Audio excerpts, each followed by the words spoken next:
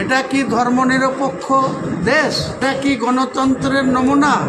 তিনি বাংলার মুখ্যমন্ত্রী না শুধু বিজেপির মুখ্যমন্ত্রী? বলছে দুর্বল মুখ্যমন্ত্রী, আর উনি সবল মুখ্যমন্ত্রী। আর সবল মুখ্যমন্ত্রী, সবল পুলিশ মন্ত্রী, তার পুলিশরা নির্বিচারে মানুষের উপরে, বিশেষ করে মুসলিম জনতার উপরে, কি বারুইপুর, কি শক্তিপুর, কি রেজিনগর, রাজ্যের সর্বত্র বিগত দিনে কোথায় কি ঘটেছে তার রেফারেন্স টেনে ওখানে বারুইপুরে একটা মুসলিম পরিবারের মেয়ে, 12 বছরের একটা মেয়ে, সে রেপ হলো। রেপ হওয়ার পরে পুলিশ যদি প্রথমেই টেপ নিত, তারা যদি বিজেপির দলদাসের মতো আচরণ না করতো, তাহলে তো হাজার হাজার মানুষ সেখানে প্রতিবাদে নামতো না। প্রতিবাদে নামলো, সেই প্রতিবাদের পরে আসামি অ্যারেস্ট হলো, পুলিশের ঘুম ভাঙলো, একজনকে এনকাউন্টার করে প্রভাস মণ্ডলকে না বিশ্বাসে মারা গেল। তারপরে বাকিরা আসামি আছে, তদন্ত চলছে। সেই ঘটনায় একজনকে জনরোষে মারা গেছে। জনরোষ কি শুধু সেখানে মুসলমান জনরোষ করেছিল? একজন সিপিএমের বিধানসভার প্রার্থী, সে মুসলমান, তাকে সহ প্রায় 200 লোককে আসামি করে রেখেছে। আর ওই এলাকার মুসলিম কোনো জনতা বারুইপুরে, গোটা বারুইপুর সাব ডিভিশনের বারুইপুর থানা এলাকার কোনো মুসলমান জনতা বাড়িতে নাই, তাদেরকে সবাইকে বাড়ি ছাড়া করে রেখেছে। এটা কি ধর্মনিরপেক্ষ দেশ? এটা কি গণতন্ত্রের নমুনা?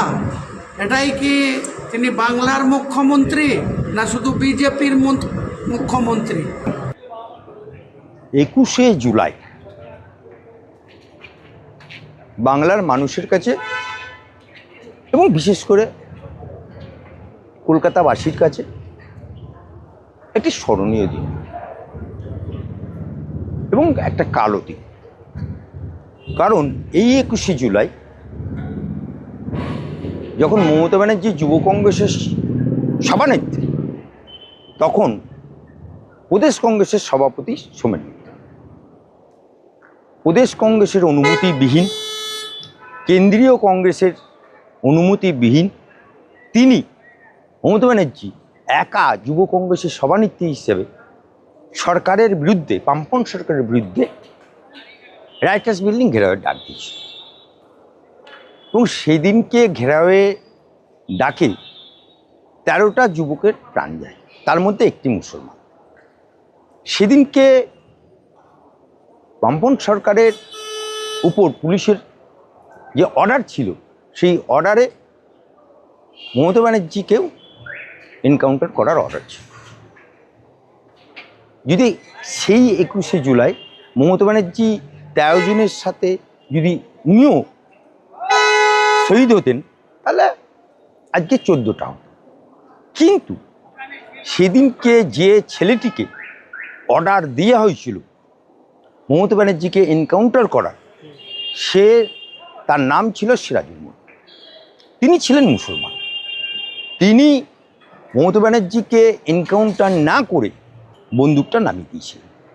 এই অপরাধে তাকে ওই দিন রাতেই বামপন্থী সরকার সাসপেন্ড করে দিল, বহিষ্কার করে দিল, পুলিশের নকরি থেকে তাড়িয়ে দিল। বামপন্থী সরকার বিদায় নিল। কিন্তু ওই সিরাজুল মণ্ডল সরকার আসার পর বুককে অত্যন্ত আশা নিয়ে, অত্যন্ত উদ্গ্রীব হয়ে মমতার কাছে একবার না, দুবার না, তিনবার না, 12 থেকে 14 বার গেছে যে মমতা ব্যানার্জির জীবন বাঁচিয়েছে আমি, মমতা ব্যানার্জির জন্য চাকরি গেছে আমার, তার সরকার আমার, সেই সরকার, মমতা ব্যানার্জি মুখ্যমন্ত্রী, আমার চাকরিটা এবার ফিরে দেবে।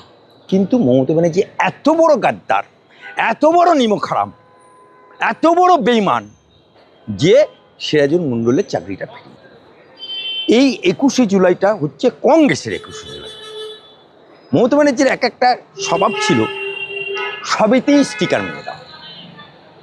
প্রধানমন্ত্রী আবাস যোজনা স্টিকার মেরে দাও, প্রধানমন্ত্রী সড়ক যোজনা স্টিকার মেরে দাও। সেরকম 21শে জুলাইও কংগ্রেসের 21শে জুলাই স্টিকার মেরে দিল তৃণমূল কংগ্রেসের 21শে। এবং সরকারে আসার পর এই 21শে জুলাই হতো মমতা খালার মমতা আমলে কি না, যারা শহীদ পরিবার তাদেরকে সাইডে রেখে দিত, বাঁয়ের সাইডে রেখে দিত। সামনের সারিতে কারা থাকতো? নাচনে কোদনে হেলেন, বিভিন্ন নাচা গানা সব কিছুতে ওদের। ওই সময় এই 21শে জুলাই একটি মেয়ে, তরতাজা মেয়ে, সে দাঁড়িয়ে 21শে জুলাই মঞ্চে, তাকে কেউ চিনত না, কিন্তু মঞ্চে বক্তব্য দিতে গিয়ে কি বলল? चपके चपके गूंज उठेगा, ममता बुबू का नारा लगेगा, भविष्य की दादा को नारा लगे। বলে রাতারাতি সে নেত্রী হয়ে গেল। ওখানে গান হতো কি, লাগাও সাইনির গান, দে দে মাঝি হেলা করিস নে, পাল তুলে দে যাবো মদিনায়। অর্থাৎ গান হতো, নাচা হতো, কবিতা পাঠ হতো। কবিতা পাঠ কী হতো? এপাং ওপাং ধাপাং মমতার কবিতা পাঠ হতো। কিন্তু শহীদ দিবস হচ্ছে শহীদ তর্পণ করা, শহীদ দিবস মানে শহীদদের স্মরণ করা। সেটা বাদ দিয়ে এই সমস্ত নাচা গানা, পদ্যপাঠ গদ্যপাঠ এসব। ওই 21শে জুলাই সামনে রেখে মমতা ব্যানার্জি রাজনৈতিক প্ল্যাটফর্ম তৈরি করে বিজেপিকে গাল দিত, কংগ্রেসকে গাল দিত, তৃণমূলকে মানে তৃণমূলের নেত্রী হিসাবে সিপিএমকে গাল দিত উনি। কিন্তু যতদিন সরকারে ছিল ওই 21শে জুলাই হতো কি, আগের দিন রাত থেকে চলে আসতো মানুষ, একদম মঞ্চের কাছে বিভিন্ন জায়গায় ডিম ভাত খেত। এই পরিবেশন করছে দেখো, প্রথমে মাংস ভাত, তারপরে ডিম ভাত।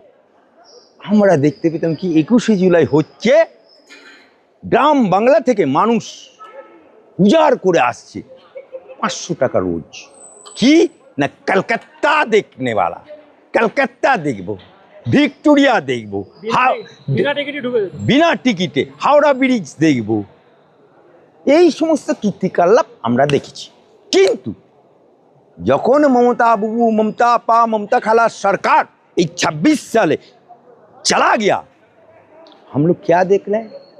মধুর হাঁড়ি, মধু আর নেই, মধু আর নাই। মধু হাঁড়িতে যেমন পিঁপড়ে কাউকে ডাকতে হয় না, এমনি এসে যায় মধু চাটার জন্য।